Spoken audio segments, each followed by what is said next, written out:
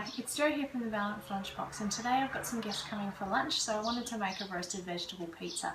Now I've started the dough. Now this is the dough that's on the recipe in the Breads and Cereals recipe book in the website, and basically I just want to, once it's all pulled together, just start to knead it through.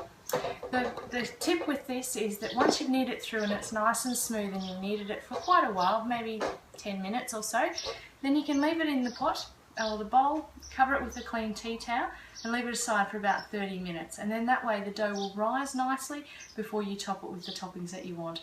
I'll back to that in just a moment. So here we are, the dough's had its time to rise, and now it's time to just bring it out and roll it out nicely.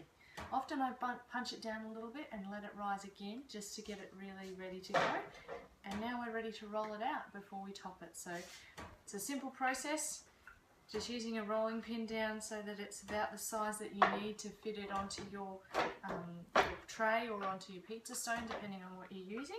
And this is also a really good time to get the pizza oven firing, or your oven in the house, just so that it's ready to go by the time that you have topped your pizza and got it all ready. So once you've rolled your pastry out or your pizza dough out, cover it with a little bit of pesto. You could also use all sorts of other spreads and chutneys and things like that. Today, because I'm doing a roasted veggie pizza, I've actually pre-roasted some veggies in the oven inside, and I'm just going to scatter those over with a little bit of bocconcini and some sun-dried tomatoes, just to give it a little bit of colour, a little bit of flavour, and to make sure that we've got plenty of veggies involved. I'll get onto that and I'll show you what the finished product looks like in a moment. So there we are, the finished product. All the veggies are scattered nicely on the pesto with a little bit of sun-dried tomato and bocconcini. Only one thing I forgot to mention before is I tend to put my pizzas onto some baking paper. Just makes it easier to get it in and out of the oven and on top of the pizza stone.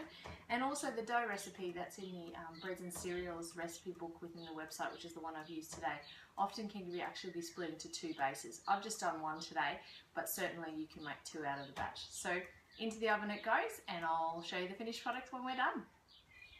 So here we are, all done, our roasted vegetable pizza, just in time for my guests arriving. Enjoy their lunch.